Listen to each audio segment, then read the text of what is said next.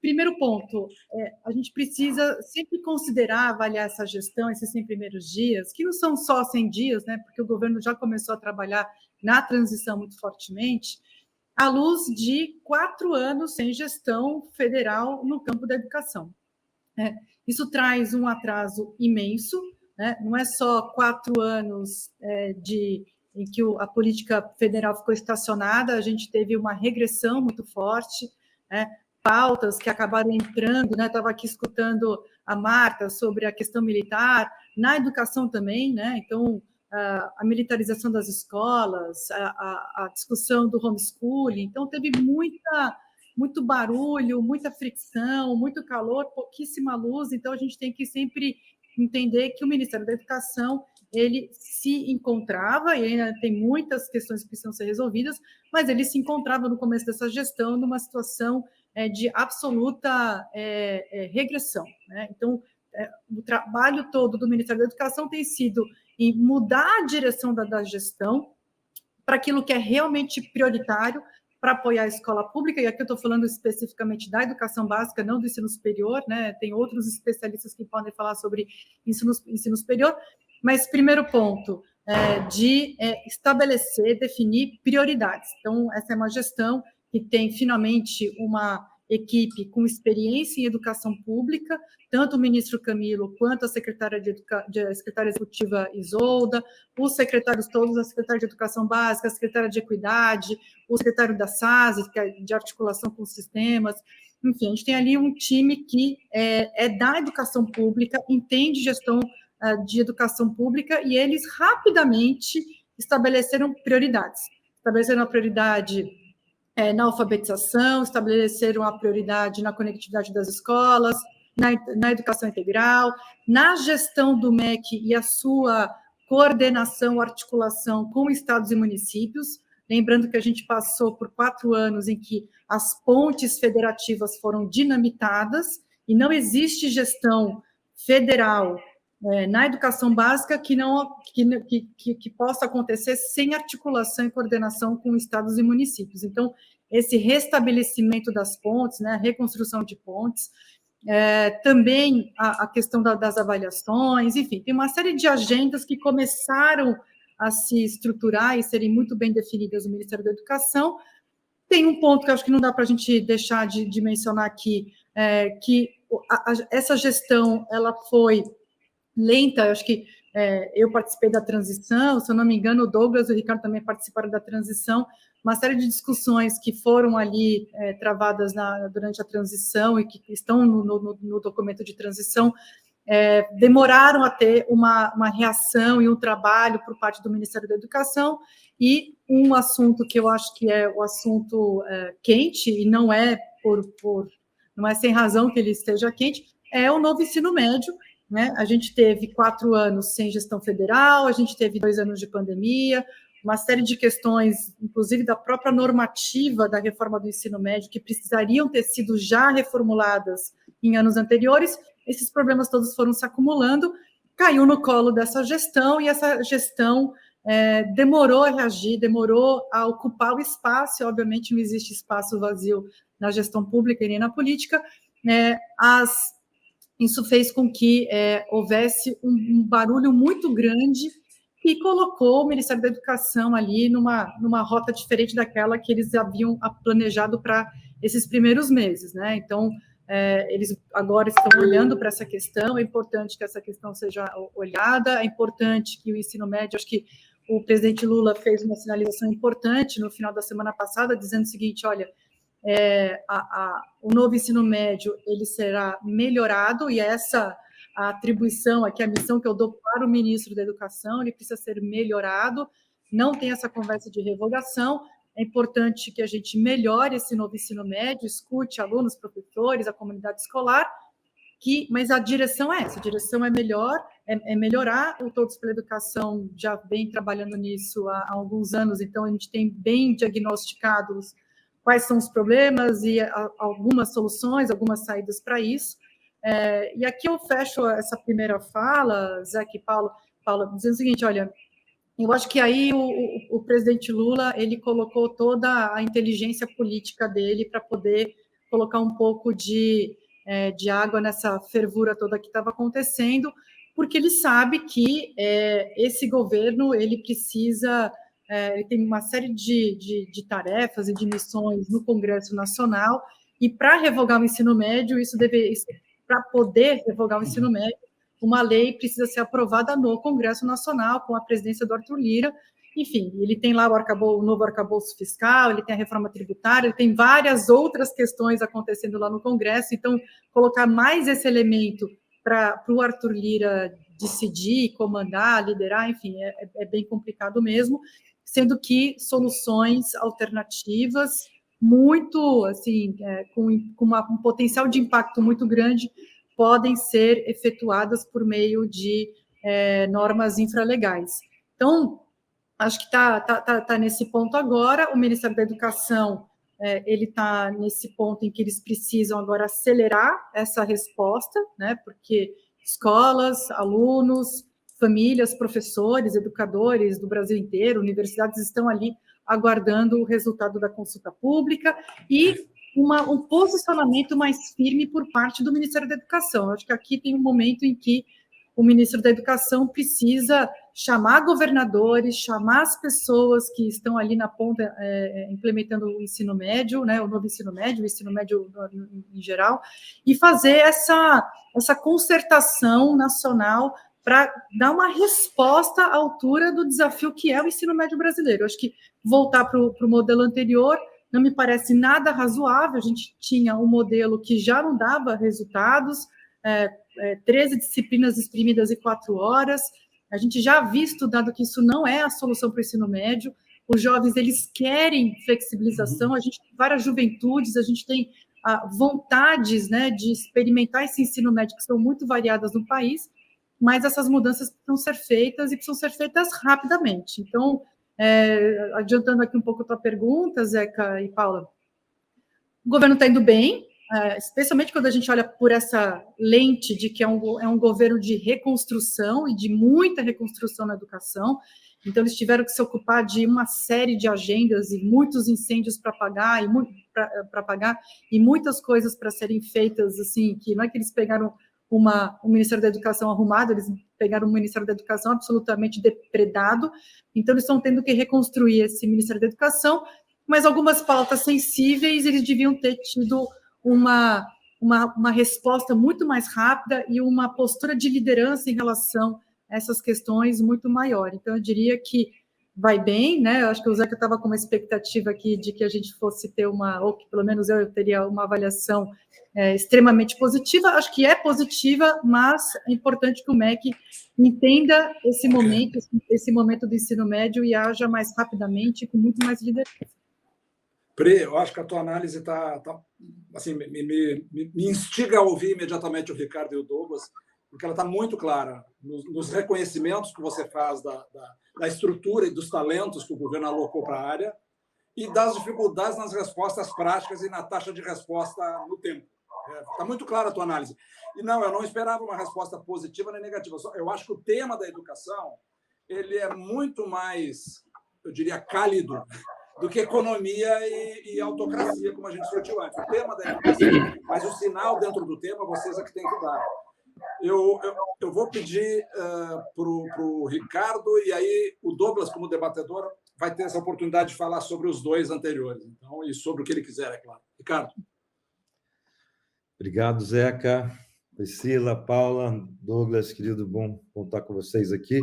Acho que o ponto de abertura da Priscila sobre ela chamou a lente de reconstrução, é muito importante para a gente colocar em perspectiva esses 100 dias, né? E, na verdade, colocar em perspectivas o que é possível de ser feito pelo Ministério da Educação, no que se refere à educação básica, por enquanto, ao longo de um período letivo que já começou, né?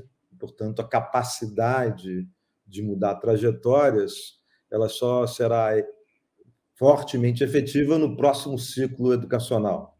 Então, dá conta de reconstruir isso. A gente não esqueçamos que foram 4 ministros, os adjetivos são difíceis de pensar nos ministros, né? Entre neófitos e irresponsáveis, arruaceiros, corruptos, teve de tudo. Então, realmente tudo desmontado. Agora, Só ainda, antes de fazer o comentário mais geral, programático, só para agregar aos pontos que Priscila trouxe. Tá?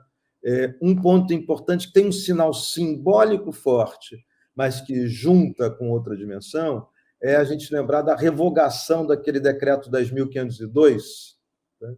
Foi logo no iníciozinho do governo, que estimulava a segregação de alunos com deficiência nas escolas. Por que isso foi importante? Porque isso deu o sinal, junto com a recriação da SECADI, da Secretaria de Educação, Alfabetização e Diversidade, que é essa Secretaria de Equidade, o posicionamento como vetor organizador de uma estratégia que esteja preocupada com a inclusão de todos. Tá? É óbvio que há muitas coisas a agregar, tá? Mas esse primeiro sinal é importante. E quando você olha a agenda dessa SECADI, que, como Priscila trouxe, a equipe é de excelência, então a secretária também é muito boa, tem eu levantei aqui 20 ações que já estão em curso, mas todas elas da SECADI têm a ver com a retomada de uma agenda que ficou totalmente suspensa, de adesão aos projetos educacionais, no que se refere à educação escolar indígena, educação do campo, educação nas prisões, educação, obviamente, para pessoas com deficiência, então, educação quilombola, um conjunto grande de ações que está reposicionando uma pauta que foi devastada. Obviamente, a agenda de cotas vem associada a isso, para fazer a ponte do ensino básico com o superior. Outra dimensão importante é o que está sendo anunciado, novamente, os anúncios são importantes para poder estar movido ao longo do ano e realização no próximo, do Pacto Nacional de Fortalecimento da Educação Infantil. Tem vários eixos, Zeca, para fazer esse pacto, mas colocar a educação infantil como uma prioridade, entendendo a necessidade de professores e tudo que vem adequado a isso. Além disso, o Compromisso Nacional da Criança Alfabetizada, que é a ideia da alfabetização na idade certa, também com vários elementos, com a perspectiva de colocar essa agenda em movimento. E, por fim, nessa agenda programática, aqui, como é que é o nome do programa? Educação Integral, é programa Educação o tempo todo, eu acho que esse é o nome, já estou confundindo aqui, mas Educação em Tempo Integral. Tá? Isso é uma agenda programática importante. Outra coisa que eu esqueci aqui, ter recomposto a agenda de alimentação, o valor per capita, foi muito importante, em linha lá com o Fundeb, etc. Na educação superior tem várias agendas, né, desde a recomposição das bolsas até a repensar a relação do FIES, a integração SISU para onde FIES, a oferta dos cursos de medicina, a regulação dos cursos de EAD, isso tudo está em movimento, que eu acho que é importante para a gente destacar. Agora, termino aqui, estou com 4 minutos, gente. Acho que aí dialogar com o ponto que a Priscila trouxe com mais tensão, acho que um jeito de olhar esse processo sobre a reforma do ensino médio poderia ter sido uma resposta mais rápida, mas o movimento de abrir, a partir de consultas aos estados, de consulta pública ao diálogo, obviamente, reconhecendo, do meu ponto de vista, que seria um equívoco absoluto a ideia de revogação, tá? Sobretudo que a probabilidade, dado esse Congresso, de se você fizesse uma nova lei, poderia piorar frente ao que a gente já tinha antes, tá? Então seria absolutamente desastroso. Então, a pauta de revogação é uma pauta inconsistente, mas, do ponto de vista de uma perspectiva de identificação dos limites que existiram na implementação da reforma, sobretudo com a ausência do Ministério da Educação nos 4 anos, e de todos os desafios anunciados desde o início da percepção da reforma, a escuta pode ter uma função importante, que é, ao longo deste ano, permitir para os 27 entes, né, estaduais correções de rota alinhadas com o Ministério e implicações efetivas sobre o redesenho. Implicações que vão desde o uso do tempo, né, quanto para a formação básica, para os itinerários, e, sobretudo, para a capacidade dos itinerários serem mais adequados ao que a gente precisa. Eu concluo aqui, Zeca e Paula, talvez com dois pontos aqui, mas talvez depois discutir com a pergunta final do Zeca. Eu tomaria um cuidado em várias áreas setoriais, mas nos interessa aqui a educação, que a régua para medir o sucesso do governo Lula não pode ser a régua da destruição do governo Bolsonaro, tá?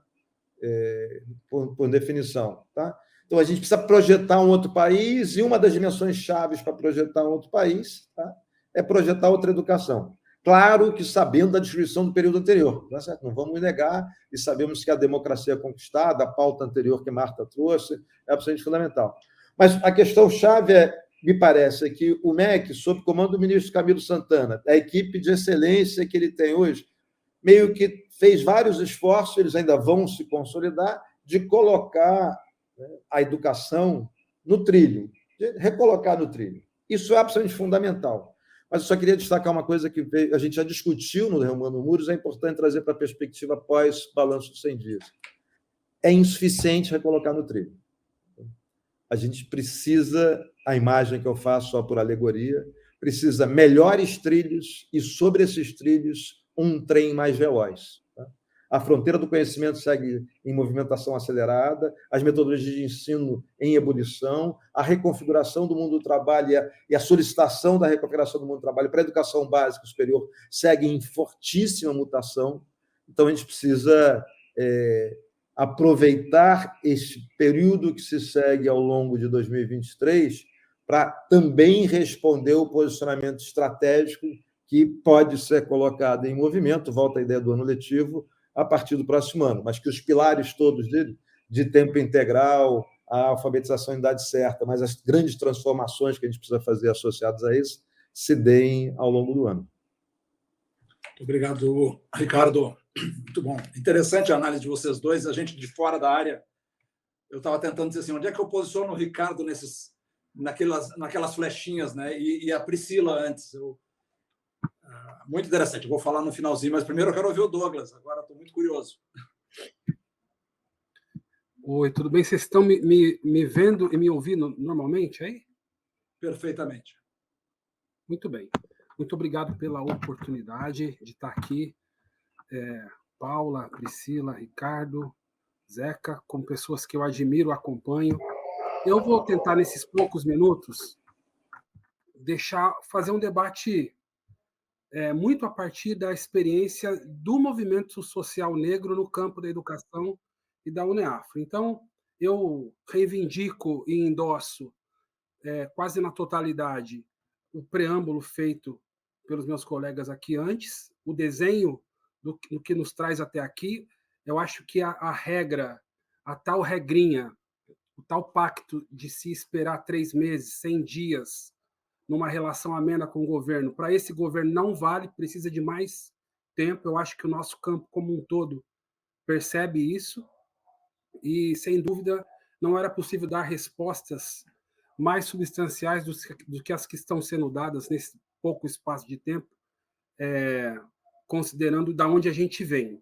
Acho que está de bom tamanho as respostas em cada uma das áreas, as movimentações, os apontamentos que cada ministério faz, o próprio discurso do presidente é um discurso que propõe muito compromisso com a história da reconstrução do país, trazer de volta o país para um determinado trilho de horizonte democrático, né? Um horizonte distante, longe, distante. Tem que ter muita fé para acreditar que um dia nós vamos chegar nesse lugar, mas que pelo menos coloca o trem nesse sentido. Então, eu concordo com esse preâmbulo todo. Eu preciso, antes de qualquer coisa, dizer que, como um militante que sou da educação e do movimento do direito à educação no país, né, essa escola mais da luta da escola, da sala de aula, da luta sindical no campo dos professores, da luta de construção de cursinhos populares, da luta histórica do movimento negro por reivindicar o acesso à educação como uma mola fundamental para a mudança da sociedade e para o enfrentamento ao racismo, eu preciso dizer que eu encontro muito, muito, muito sentido na reivindicação que os movimentos fazem quando eles pedem a revogação do novo ensino médio. Eu vou dizer por quê. Claro que eu separo, né? Uma coisa é a plataforma política, a agenda que movimentos sociais propõem. Outra coisa é o programa que determinados partidos, bebendo da fonte dos movimentos, conseguem construir sínteses com base na elaboração dos movimentos, constrói uma determinada plataforma, menos ampla, menos radical, ainda assim, muito maior e mais ampla do que aquilo que um governo pode colocar em prática em 4 anos. Então, você tem a agenda radical de pauta máxima dos movimentos, você tem a organização dessas pautas diversas na plataforma de um partido ou de uma frente, como que foi o nosso caso agora, e aí você tem aquilo que é possível colocar em prática dentro de um espaço de tempo de 4 anos, considerando a correlação de forças que foi aqui citada nominalmente no que ela significa hoje, que é o Congresso e o presidente do Congresso. Então, é óbvio que eu concordo, um debate sobre a revogação do ensino médio na Câmara pode, sem dúvida, trazer prejuízos, nisso eu concordo.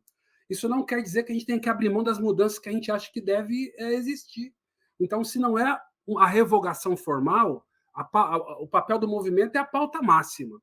Nós não podemos dialogar com a proposta do ensino médio como ela está colocada hoje, por alguns motivos que eu quero pontuar aqui.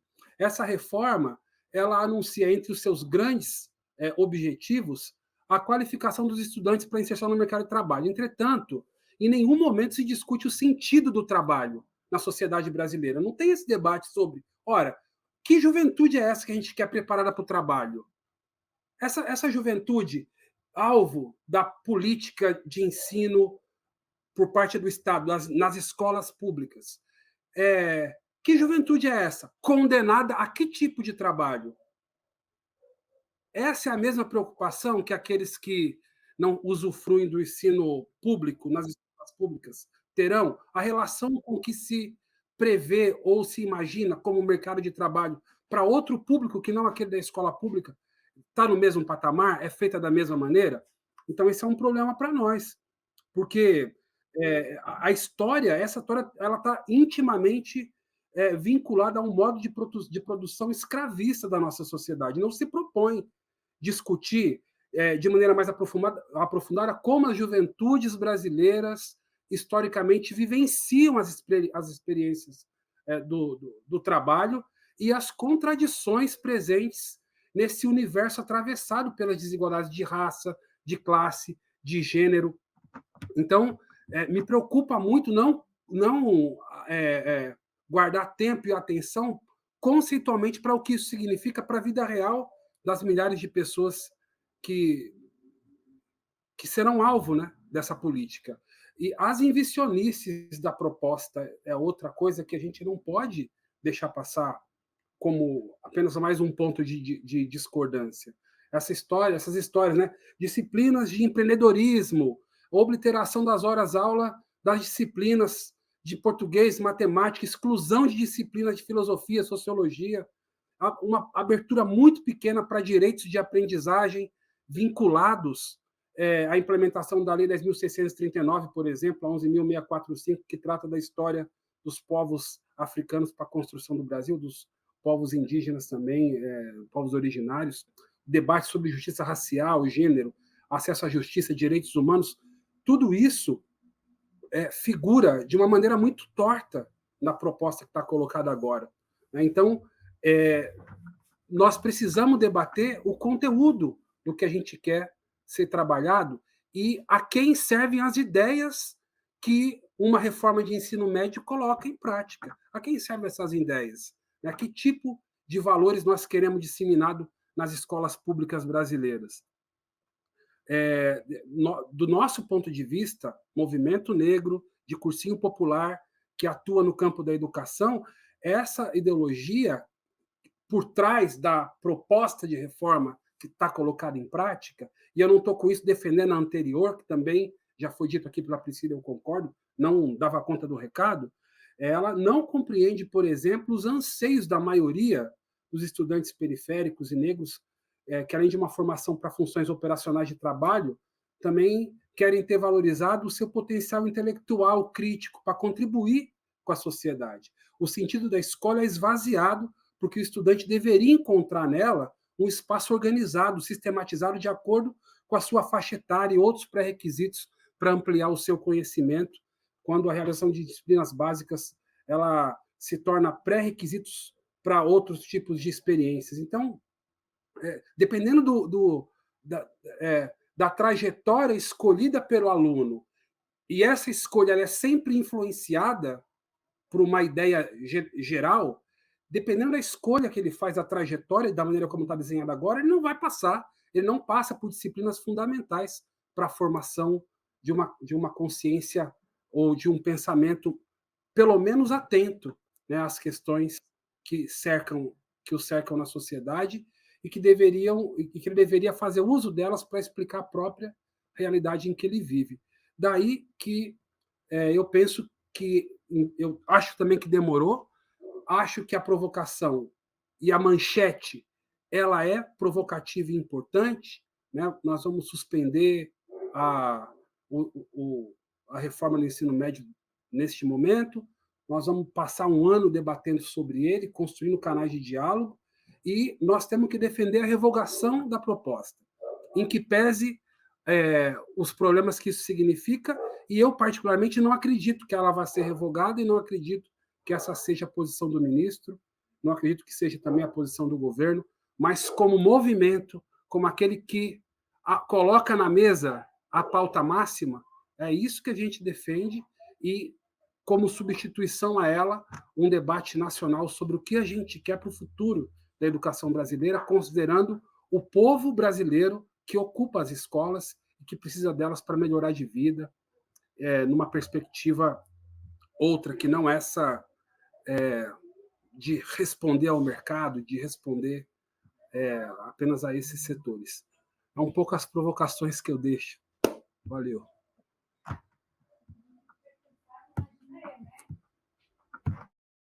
Zeca, você está mudo. Muito boas as provocações, Douglas. Assim, adorei e aprendi muito. Eu não entendi essas nuances.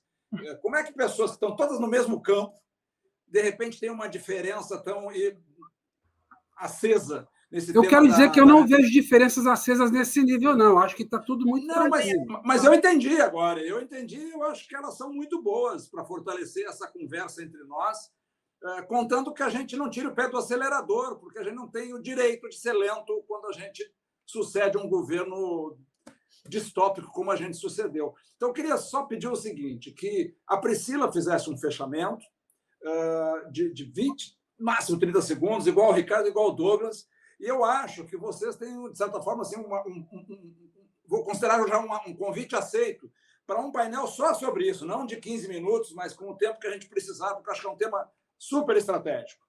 Pri, fecha para nós. E já dá o vetor. Como é que vai a setinha, Pri? Está avançando, está patinando ou está dando uma regredida? Ou as duas tem mais de uma?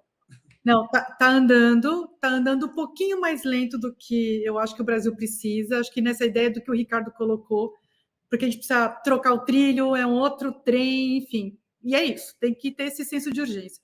Sobre essa fala do Douglas, eu concordo com o Douglas, a gente concorda muito mais do que discorda, acho que tem muito barulho, tal, mas tirando esse barulho, ninguém acha que esse ensino médio tem que ficar do jeito que está. Tem uma discordância em relação à estratégia de condução. Eu acho que o Todos pela Educação, estou entendendo que o Ricardo aqui também, acho, olha, é muito arriscado revogar, não é a melhor estratégia de condução. A gente mapeou o que precisa ser alterado. Então, por exemplo, isso que você trouxe, Douglas, sobre a formação geral básica, precisa acabar com o limite de 1.800 horas para isso, que isso acabou achatando mesmo a oferta de sociologia, filosofia e outras disciplinas. Então, tem que tirar esse teto, tem que trabalhar de outra forma, os itinerários. A educação profissional, e aqui eu encerro porque são 30 segundos, né? Estou falando que nem candidato aqui. A gente precisa olhar para uma oferta de educação profissionalizante que seja muito mais moderna, dentro desse trem aí de high speed e também moderno que o Ricardo mencionou aqui. A gente tem que olhar para a educação profissional, técnica. Ai, que lindo! Amei, vou chamar minha filha também. Olá! Para a economia verde, para a economia digital, para a economia criativa, para a economia do cuidado, eu acho que a gente tem aí uma chance de modernização do país casada com a modernização da educação. E a educação profissionalizante técnica, ela é essa ponte. Eu acho que a gente tem que fazer um debate nesses novos termos. Eu acho que a gente não tem que olhar para a educação profissionalizante do século XX, a gente tem que olhar para uma educação profissionalizante que seja para esse país do futuro e para aquilo que o jovem quer.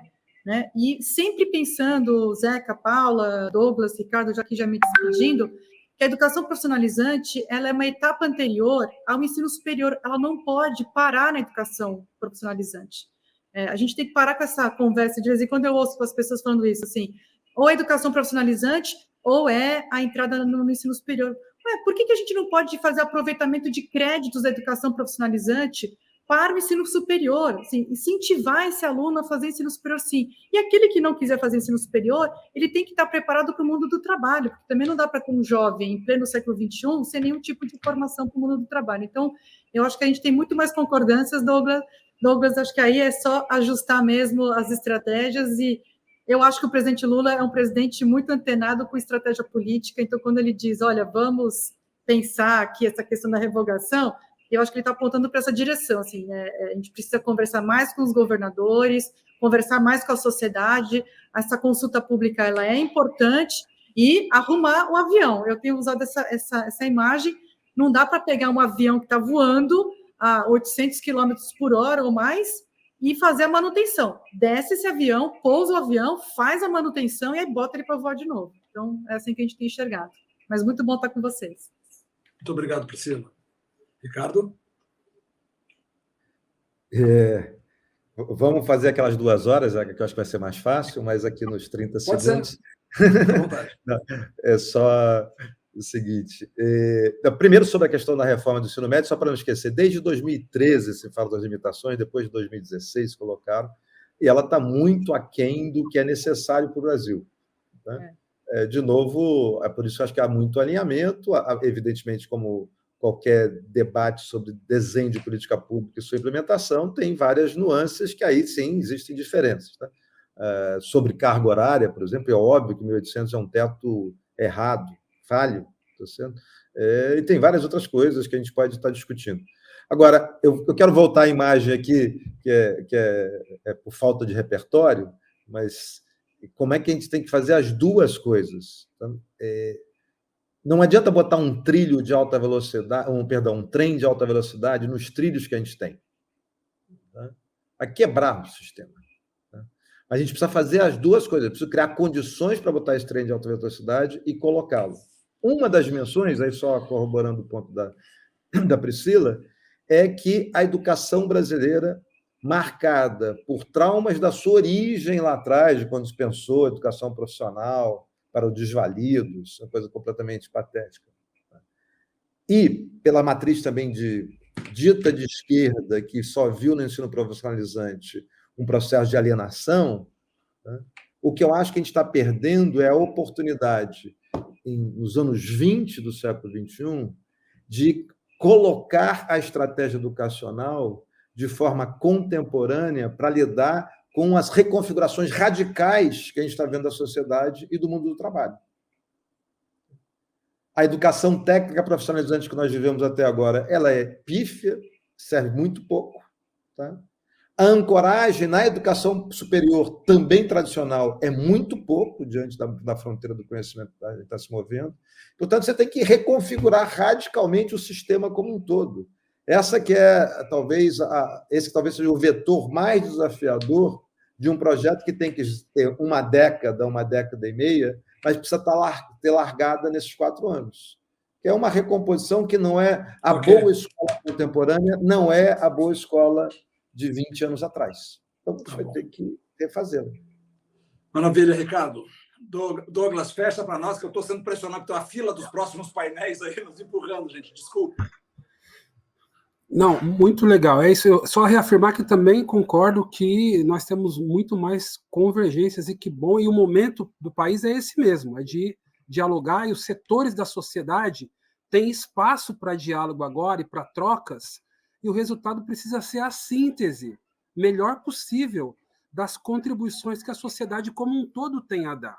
Então, para nós é muito caro, eu falo, Zeca, de um lugar bastante específico, né? Eu sou professor de um movimento de cursinho popular, eu sou professor de rede pública, eu sou ligado a sindicato de professores. Eu acho que nós vamos discutir a atualização no mundo do trabalho, Ricardo, sem dúvida nenhuma, porque o mundo mudou e nós queremos discutir isso com quem se dedica também a essa tarefa, nós vamos conversar com os sindicatos, nós temos que pensar os novos papéis, as novas funções, os novos trabalhos. O mundo mudou e a gente tem que acompanhar. A gente debate muito sobre isso nos cursinhos populares e comunitários. Agora, é muito importante, eu venho aqui para fazer essa reafirmação, que a elaboração desses setores, dos trabalhadores da educação, do professorado, né, mesmo do mundo sindical que discute o trabalho da juventude, possa ter e vai ter nesse governo, nesse ambiente, espaço para esse diálogo. E nós vamos caminhar e vamos... Professor, é o seguinte, nós vamos trocar os trilhos então, Ricardo. Os trilhos e o trem.